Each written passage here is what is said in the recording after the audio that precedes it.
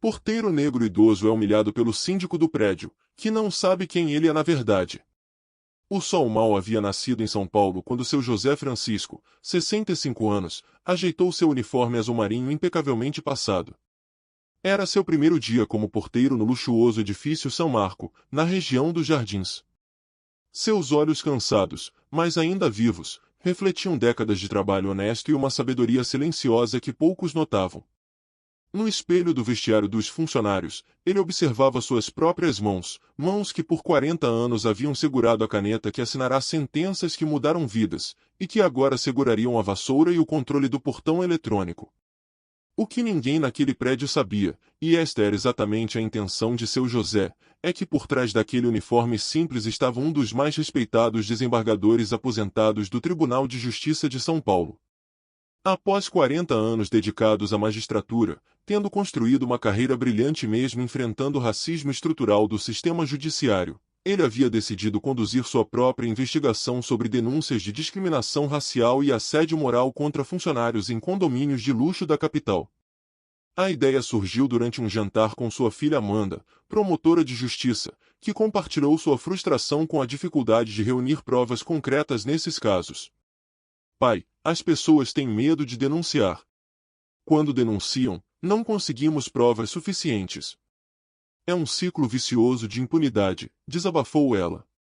Foi então que José, recém-aposentado e inquieto com a injustiça que persistia, decidiu que sua próxima missão seria infiltrar-se como porteiro em diversos condomínios para documentar e expor esses casos. Ricardo Mendes, o síndico do São Marco, era o personagem perfeito para sua investigação. Alto, sempre vestido com ternos caros e óculos de grife, ele administrava o condomínio como se fosse seu reino particular. As câmeras de segurança já haviam registrado diversos episódios de humilhação contra funcionários, especialmente aqueles negros e idosos, mas ninguém tinha coragem de denunciar. Seu histórico incluía 3 processos trabalhistas arquivados por falta de provas e diversos funcionários que pediram demissão sem explicação. Logo nas primeiras horas de trabalho, seu José percebeu os olhares de desprezo de Ricardo. Durante a manhã, o síndico passou pela portaria várias vezes, fazendo questão de ignorar os cumprimentos educados do novo porteiro. A cada passagem, deixava um comentário mais ácido que outro. Vê se limpa direito esse chão, essa portaria está com cara de abandono, esse uniforme está amarrotado. Maria, a zeladora que trabalhava há 15 anos no prédio, aproximou-se discretamente de seu José durante seu intervalo. O senhor parece ser uma boa pessoa, seu José. Mas precisa tomar cuidado com o doutor Ricardo. Ele já fez muita gente boa sair daqui chorando. Seu José apenas sorriu gentilmente, guardando cada palavra para seu relatório mental. Foi durante a reunião de funcionários que a situação começou a escalar. Ricardo chegou atrasado, propositalmente, interrompendo a fala da supervisora de limpeza sobre novos procedimentos de segurança. Seus olhos imediatamente focaram em seu José, que estava sentado na última fileira, tomando notas discretamente em um pequeno caderno. Você aí, o novo. Não sei como ainda contratam gente da sua idade para trabalhar aqui. Isso é um condomínio de alto padrão, não um asilo, disparou Ricardo, em tom de deboche. E vê se mantém essa portaria em ordem. Gente como você costuma ser relaxada. E guarda esse caderninho, aqui não é escola não. Se não conseguir memorizar as instruções, talvez seja melhor procurar um trabalho mais adequado à sua condição. O silêncio na sala era pesado.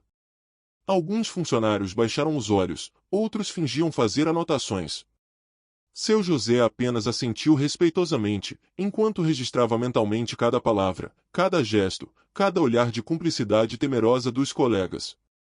Em sua pasta, escondida no armário do vestiário, já acumulava gravações, depoimentos sigilosos de outros funcionários e uma extensa documentação sobre o histórico de discriminação naquele e em outros condomínios da região. Sim, senhor, respondeu simplesmente, seus olhos revelando uma calma que só os anos de experiência na magistratura poderiam proporcionar. Ele sabia que cada humilhação sofrida ali seria fundamental para seu propósito maior, expor e combater um sistema de opressão que afetava tantos trabalhadores invisibilizados. Naquela noite, ao retornar para sua casa, uma cobertura em Higienópolis que ele havia trocado temporariamente por um apartamento modesto no Butantã para manter seu disfarce, seu José dedicou 2 horas organizando suas anotações. Seu plano era meticuloso, precisava de 3 meses de documentação sólida, com provas irrefutáveis não apenas contra Ricardo, mas contra todo um sistema que permitia que pessoas como ele perpetuassem práticas discriminatórias sob o manto da autoridade condominial. Enquanto digitava seu relatório diário, recebeu uma mensagem de sua filha Amanda. Pai, está tudo bem? Não gosto de te ver passando por isso. Ele respondeu com um sorriso. Minha filha, passei a vida toda julgando casos como esse de cima do meu pedestal. Agora, pela primeira vez, estou verdadeiramente fazendo justiça.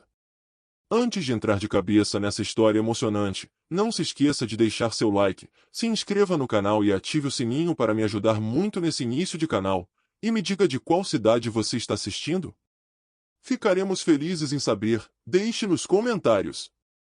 As semanas seguintes no edifício São Marco foram um exercício de paciência e resistência para seu José. Ricardo Mendes intensificava suas provocações diárias, como se testasse os limites do novo porteiro. Em uma manhã particularmente tensa, o síndico reuniu todos os funcionários no salão de festas para uma inspeção surpresa dos uniformes. Seu José, esse sapato está sujo. Como ousa se apresentar assim em um condomínio deste nível? Vociferou Ricardo, enquanto circulava ao redor do porteiro como um abutre. E esse cabelo? Não tem dinheiro para um corte decente? Os outros funcionários assistiam em silêncio constrangedor, enquanto o experiente desembargador disfarçado mantinha sua postura serena, documentando mentalmente cada palavra. Na portaria, seu José havia instalado discretamente um pequeno gravador em seu bolso, autorizado judicialmente através de sua filha promotora. Cada interação com Ricardo ficava registrada, construindo um dossiê impressionante de provas. Entre os moradores, começava a crescer uma divisão, enquanto alguns reproduziam o comportamento do síndico, outros, como Dona Cecília do 1201, demonstravam crescente indignação. Isso não está certo, seu José confidenciou Dona Cecília uma tarde, após presenciar mais uma humilhação pública. O senhor é uma das pessoas mais educadas que já passou por este prédio. Vou levar isso para a próxima assembleia. José agradeceu com um sorriso gentil, sabendo que aquele apoio seria valioso mais tarde. A situação atingiu um ponto crítico quando Ricardo descobriu que seu José estava alfabetizando Maria, a zeladora, durante os intervalos. Encontrou os dois na área de serviço, onde José pacientemente ensinava matemática básica para ajudá-la a controlar melhor seu orçamento doméstico. Então é isso que você faz quando deveria estar trabalhando, explodiu Ricardo, arrancando o caderno das mãos de Maria. Isso aqui não é escola pública não. Você foi contratado para limpar e vigiar, não para dar aulas particulares. Maria começou a chorar, mas seu José permaneceu inabalável. Senhor Ricardo, estamos no nosso horário de intervalo. A Constituição Federal garante. Constituição, interrompeu Ricardo com uma gargalhada sarcástica. Desde quando o porteiro entende de lei?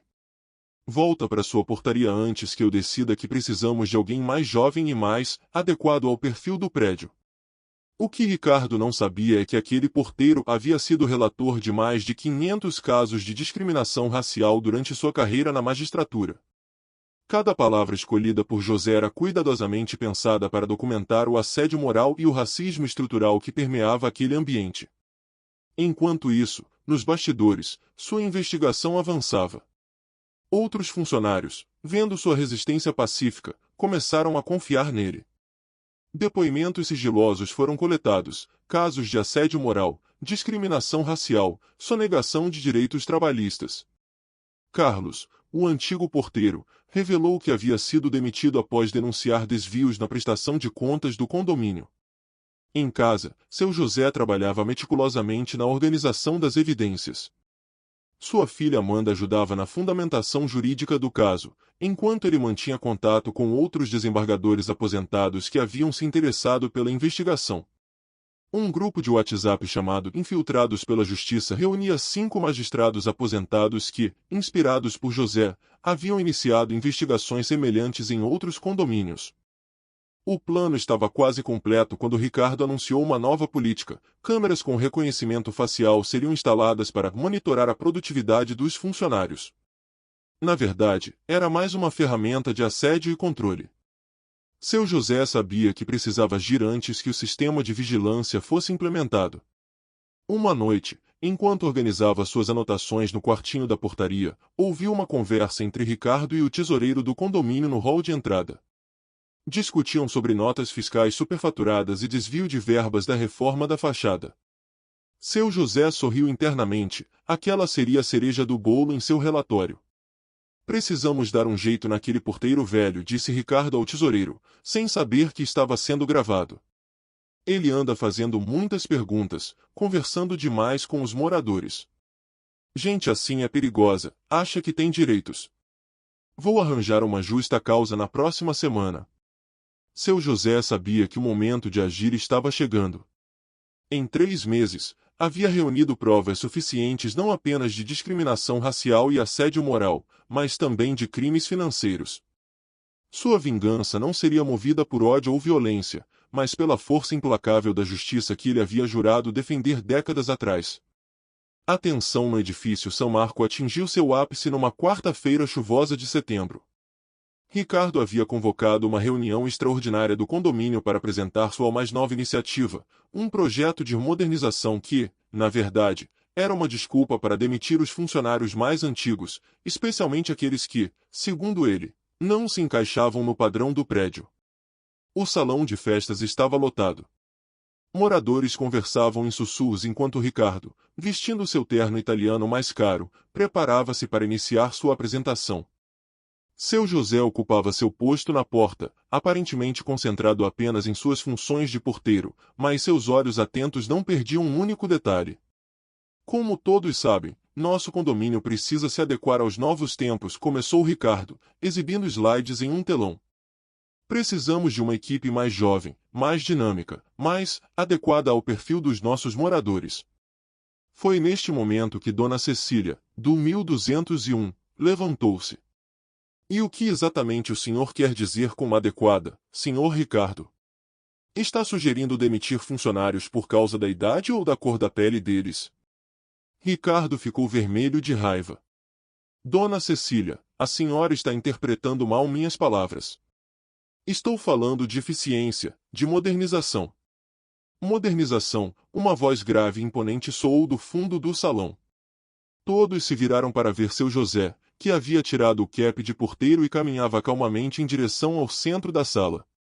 Ou seria a institucionalização do preconceito e da discriminação? Ricardo riu nervosamente. Volte ao seu posto, seu José. Isso é uma reunião de... Desembargador José Francisco da Silva interrompeu José, sua voz agora carregando toda a autoridade de seus 40 anos na magistratura. Aposentado do Tribunal de Justiça de São Paulo e, há 3 meses, conduzindo uma investigação sobre práticas discriminatórias em condomínios de luxo da capital. O silêncio que se seguiu foi ensurdecedor. Ricardo empalideceu, suas mãos começaram a tremer. No telão atrás dele, ainda brilhava o slide com suas propostas de modernização. Tenho aqui, continuou seu José, retirando uma pasta de sua mochila, documentação extensa sobre 3 meses de assédio moral, discriminação racial, sonegação de direitos trabalhistas e, pasmem, desvio de verbas condominiais. Amanda, sua filha, entrou no salão acompanhada de 2 oficiais de justiça e um repórter do maior jornal da cidade. Como representante do Ministério Público, ela anunciou: venho comunicar que todas as provas já foram devidamente protocoladas e uma investigação oficial está em curso. Ricardo tentou correr para a saída, mas foi impedido pelos oficiais. Isso é um absurdo. Vocês não podem. Podemos sim, respondeu seu José, agora de pé diante dele. Sabe, Ricardo, durante toda a minha carreira como magistrado, julguei centenas de casos como o seu.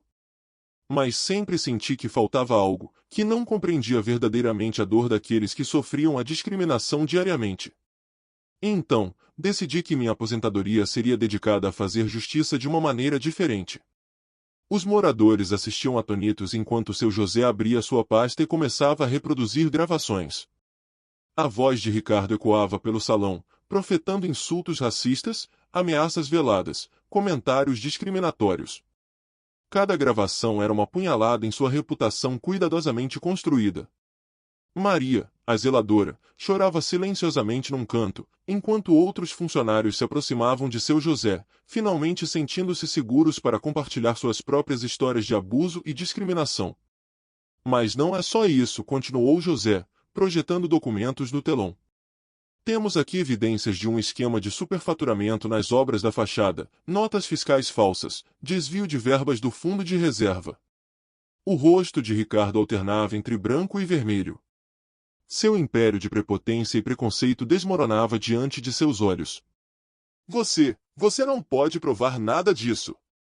Posso sim, Ricardo. Cada documento está autenticado, cada gravação está legitimada por ordem judicial, cada testemunho foi registrado em cartório. Sabe por quê?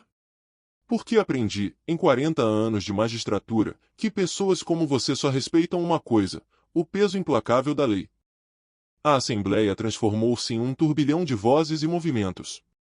Moradores indignados exigiam a renúncia imediata de Ricardo. Funcionários, antes silenciados pelo medo, agora se manifestavam abertamente. Jornalistas que haviam sido alertados por Amanda começavam a chegar, transformando o caso em um escândalo público. Nos dias que se seguiram à revelação bombástica no edifício São Marco, uma transformação profunda começou a acontecer. A história do desembargador Porteiro, como a imprensa apelidou o caso, viralizou nas redes sociais e ganhou as manchetes dos principais jornais do país. O vídeo da confrontação no salão de festas, gravado por um dos moradores, ultrapassou 5 milhões de visualizações em menos de 48 horas. Ricardo Mendes havia sido afastado do cargo de síndico e respondia a múltiplos processos. Durante a análise forense das contas do condomínio, descobriu-se um esquema ainda maior de desvio de verbas que se estendia a outros edifícios onde ele prestava consultoria. O castelo de cartas de sua respeitabilidade social desmoronava a cada nova revelação. Mas para seu José, a verdadeira vitória não estava na queda de Ricardo, e sim nas mudanças que começavam a florescer. Uma assembleia extraordinária foi convocada, e pela primeira vez na história do São Marco, os funcionários foram convidados a participar com direito à voz. Nunca imaginei que viveria para ver isso, comentou Maria, a zeladora, agora coordenando uma comissão de funcionários que ajudaria a estabelecer novas políticas de trabalho no condomínio. Suas aulas de matemática com seu José haviam evoluído para um projeto maior, um curso de alfabetização e educação financeira para funcionários de condomínios da região, com apoio da prefeitura. Carlos, o antigo porteiro injustamente demitido, foi reintegrado ao trabalho com todos os direitos retroativos. O senhor não só me devolveu meu emprego, seu José, mas minha dignidade, disse ele, emocionado, durante uma das reuniões da nova gestão. O caso também provocou uma reação em cadeia no meio jurídico. Outros magistrados aposentados, inspirados pela ação de seu José, começaram a desenvolver projetos similares em diferentes áreas. Uma rede de proteção aos direitos dos trabalhadores de condomínios começou a se formar, com canais de denúncia e apoio jurídico gratuito. Dona Cecília, que havia sido uma das primeiras a questionar as práticas de Ricardo, foi eleita a nova síndica. Sob sua gestão, o São Marco tornou-se um modelo de gestão humanizada. Precisamos transformar este episódio vergonhoso em um marco de mudança, declarou ela em sua posse. Em uma tarde particularmente significativa, seu José reuniu todos os funcionários no salão de festas, o mesmo local onde havia revelado sua verdadeira identidade. Mas desta vez, não estava ali como desembargador ou como porteiro, e sim como educador. O preconceito e a discriminação prosperam no silêncio e na ignorância, começou ele, observando os rostos atentos à sua frente.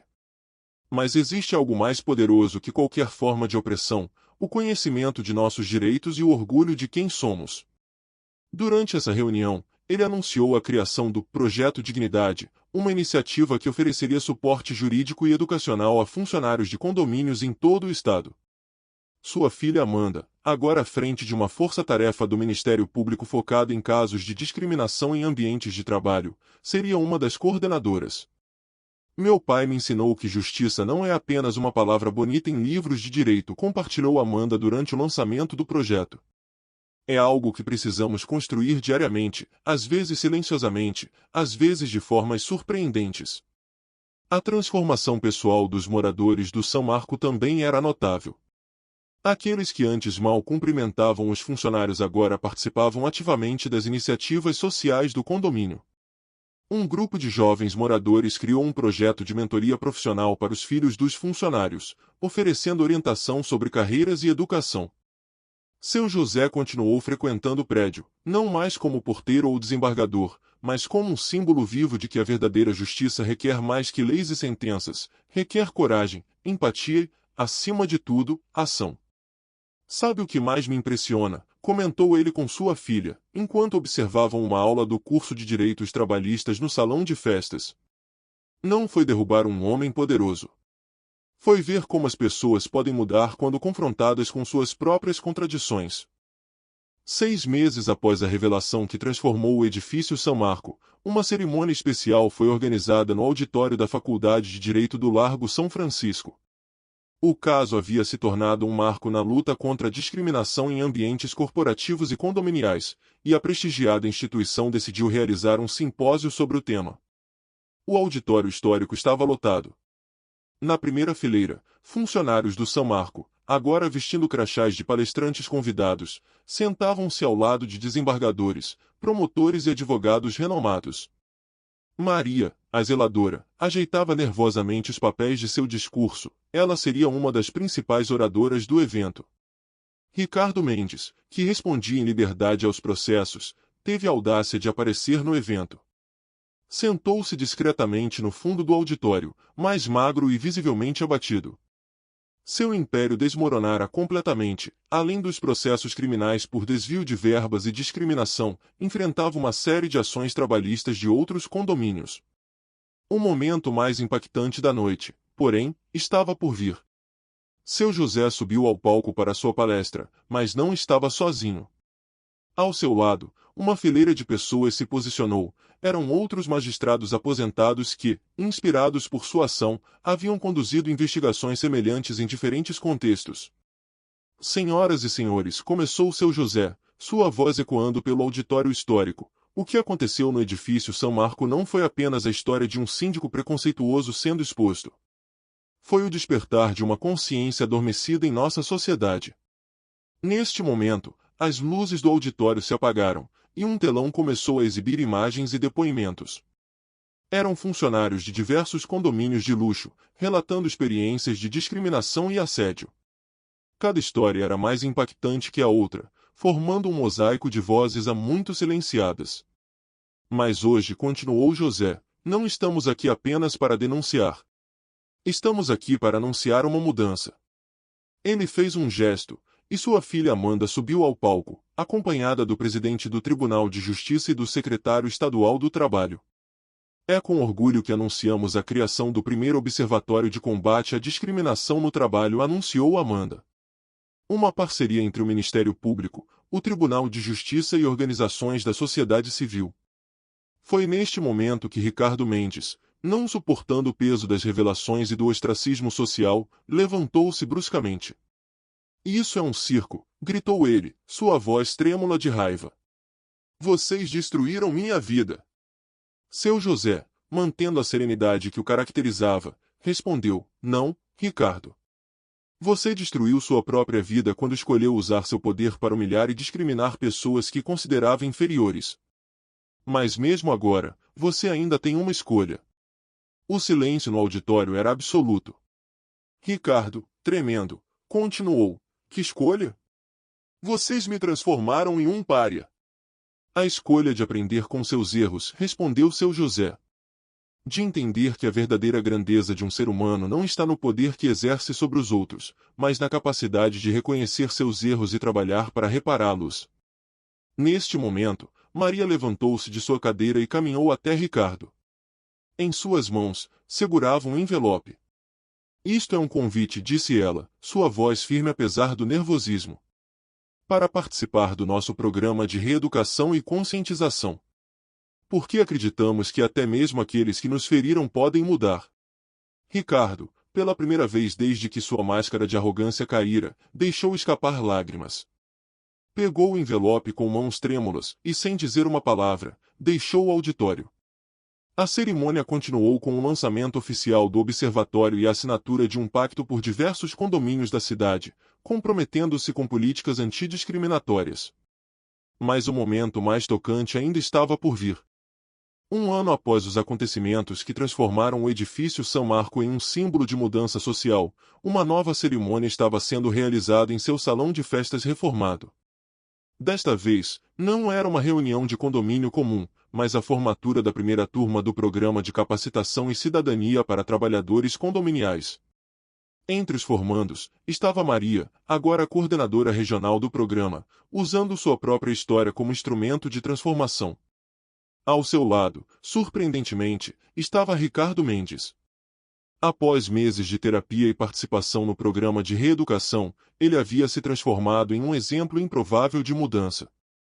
Quando recebi aquele convite de Maria no auditório, começou Ricardo em seu discurso emocionado, pensei que fosse mais uma humilhação. Mas descobri que era uma oportunidade de redenção. Hoje, uso meus conhecimentos de administração para ajudar condomínios a implementarem políticas inclusivas e transparentes. Seu José, sentado na primeira fileira ao lado de sua filha Amanda, observava a cena com um misto de satisfação e reflexão. Sua vingança havia se transformado em algo muito maior do que ele imaginava inicialmente. O projeto Dignidade, nascido de sua investigação disfarçada, agora estava presente em 5 estados, com planos de expansão nacional. O senhor conseguiu muito mais do que justiça, pai, sussurrou Amanda, segurando a mão do pai. Conseguiu transformar um caso de discriminação em um movimento de mudança social. A cerimônia atingiu seu ponto alto quando foi anunciada a criação do Prêmio Desembargador José Francisco, uma honraria que seria concedida anualmente a iniciativas inovadoras no combate à discriminação no ambiente de trabalho.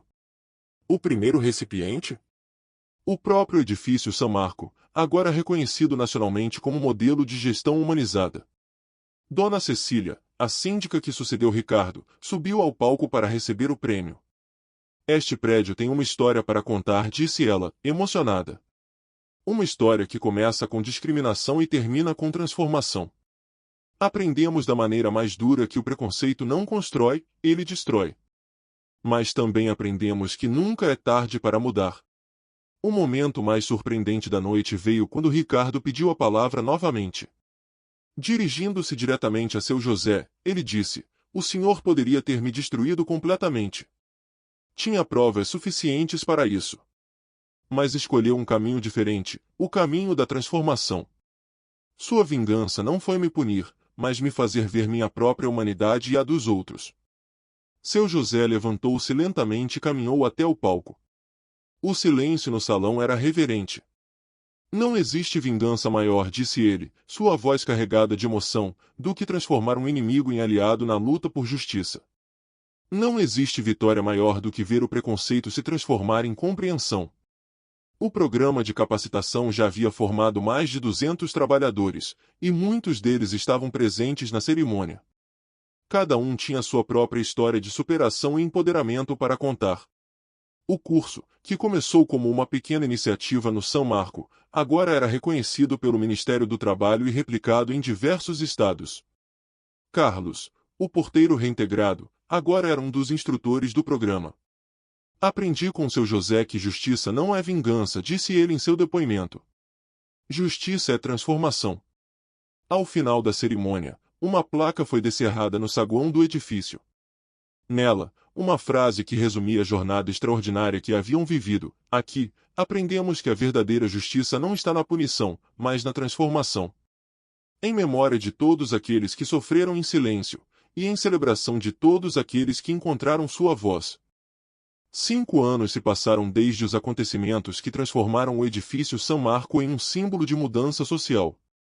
Numa tarde de domingo, seu José Francisco, agora com 70 anos, sentou-se em um dos bancos do jardim renovado do condomínio, observando a movimentação ao seu redor.